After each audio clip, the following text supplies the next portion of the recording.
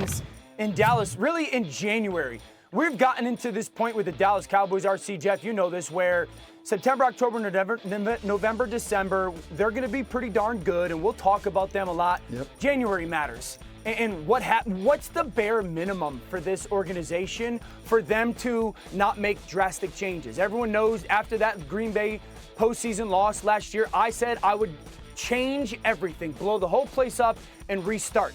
Is it a wild card appearance again? Is it divisional round appearance? Do they have to get to the NFC Championship for them not to have wholesale changes? In January, what happens with the Dallas Cowboys?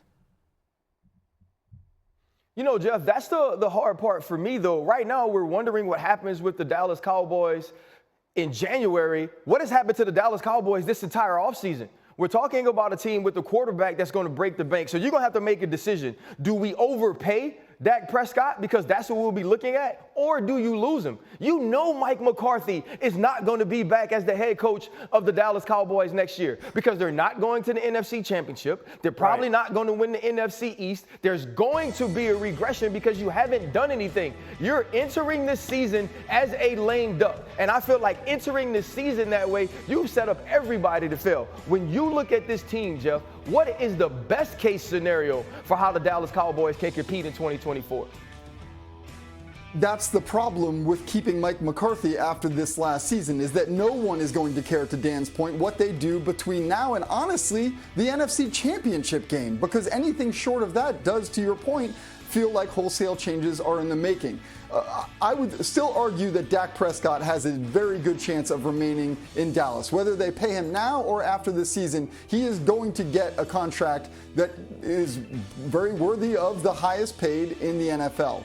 So the question becomes, will Mike McCarthy survive that? One major point looming over any coach who's on the hot seat this year. You have Mike Vrabel and Bill Belichick constantly looking over your shoulder, teasing the owners that didn't hire him last year, saying, if you want me, come and get me. They are going to be there just hovering above any coach who struggles, namely the one in Dallas. Here's the thing, how much Jeff. of a mistake is it to go into this season this way? And do you feel the exact same way about Coach Belichick and Vrabel? It's a huge mistake to have these three unknowns. They're the three most important or best players on the team, yes, if you include DeMarcus Lawrence and Zach Martin in that conversation as well. So it's a huge mistake to be sitting here with all these question marks. I don't think the Vrabel-Belichick cloud is that big a deal. In my opinion, I thought that maybe 6 months ago, but since nothing matriculated, I could be wrong in that. Here's the most interesting thing about this for me, RC and Jeff. If Dak Prescott goes and has a 2024 season like he did 2023, he's going to get $1 gajillion from the Dallas Cowboys, right? So listen, I think, I don't know why that cut off so drastically like that. It was kind of jarring. Listen, I would be wildly impressed from, by the Dallas Cowboys, specifically Dak and Mike McCarthy, if they had a great season, a winning season, either won the division, got to the playoffs, and winning a playoff game. I would actually be, and I've been very harsh on Dak and McCarthy and the Cowboys as a whole.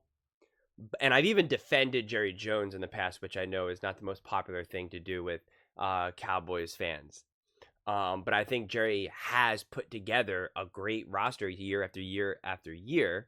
And so, but at the same time, this season, Jerry Jones is setting up the Cowboys to fail.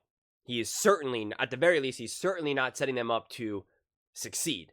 Like, this whole thing is just so backwards, and it's just, there's just zero clarity.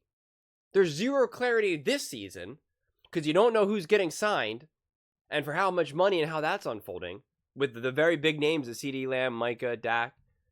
And there's no clarity for next season, for the future, because you're just like, well, what's going on? If the Cowboys are 6-6, 8-3, whatever it may be, it's just like, are you having the feeling of like, well, Mike McCarthy's gone, Dak's moving on, he's not going to be here. Like, there's just no clarity. And it becomes brutally impossible to win in those circumstances. It just is. I don't care who you are. You could be Patrick Mahomes, Tom Brady, doesn't matter. It's a brutal situation to win in. And with that said, if Mike McCarthy and Dak Prescott, and therefore the Dallas Cowboys, win the division, or they do win another 12 games, and they do win a playoff game, because normally, and again, I've been preaching this, saying like the Cowboys, like at this point, even if they make it to the NFC Championship game, is that even a victory? Because there's been so many, I mean, it's just like, at this point, it's like, what, you're really going to be happy by just making the NFC Championship game? Like, I don't think so. I think the Cowboys have to win the NFC Championship game. They have to get to the Super Bowl. And then even then, it's like, I feel like at this point, you're going to be pretty defeated and upset if you don't win the Super Bowl. Unless you lose and it's an incredibly close game, or you lose to the dynasty of the Kansas City Chiefs.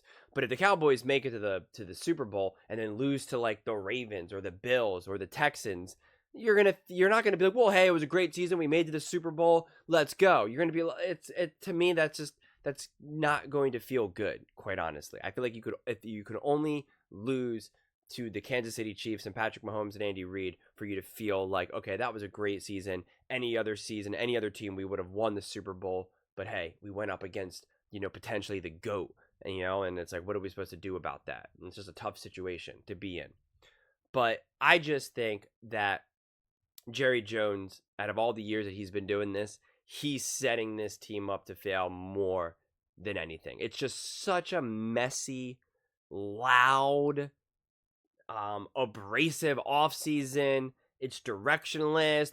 They're speaking out of both sides of their mouth and their butt. I was like, I don't know what we're all in. No, but we're all in on the players that we have. We're all in on the draft. We're all in on running game. And it's just like, just shut up. Like, it's just nonsense. It really, really is.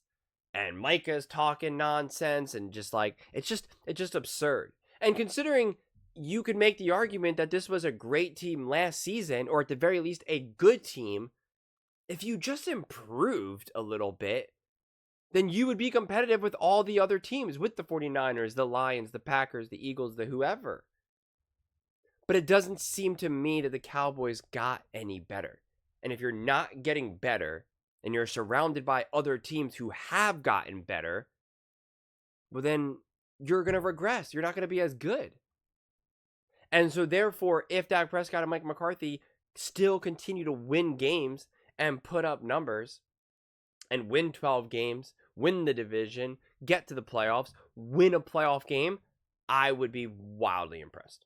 I would be wildly impressed with Dak Prescott's leadership and ability to overcome all of this nonsense adversity, all of the noisiness and the noise and the feeling of, hey, is my coach about to be fired? Am I even going to be extended here? Am I going to be moving? Like, that's a lot to deal with.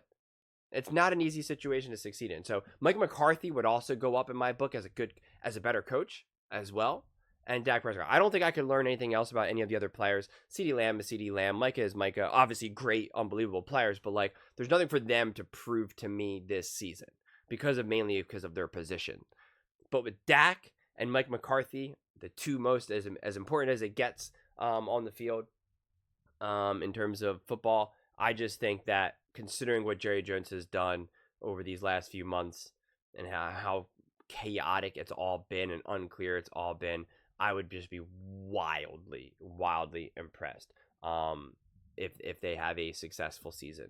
And that's why even if they play poorly, it's like I can't even necessarily blame Mike McCarthy and Dak Prescott, under those circumstances, because it's just like you're tying one arm behind their back and you're tying their legs together. It's like, and you just completely just neutered Mike McCarthy, and then you're expecting him to be able to like lead the Dallas Cowboys. Like, everyone knows, if everyone is confident that he's not going to be extended and he's a lame duck coach, like they're only going to listen to him so much.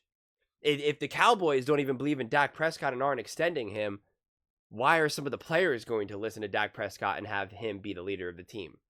You know what I'm saying? So like, he's setting them up for failure. And if they still succeed, then that would be an unbelievable feat from my viewpoint. And quite frankly, like I said, even if they don't do too well or if they lose, I won't even really hold it against them, as I don't think any other quarterback would really succeed in this situation, or coach for that matter.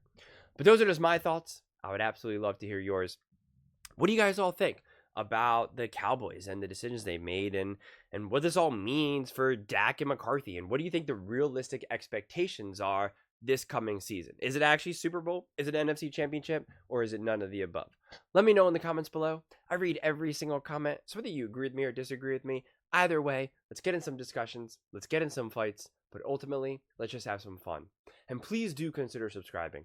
We are building an amazing community here, and I would absolutely love to see you part of it. I want to build something that we all genuinely feel connected to, something that we're really excited to be part of, and I think we're well on our way to doing it. And please don't forget to give this video a thumbs up, as it really does help with the visibility and the algorithm. Thank you so much, and see you next time.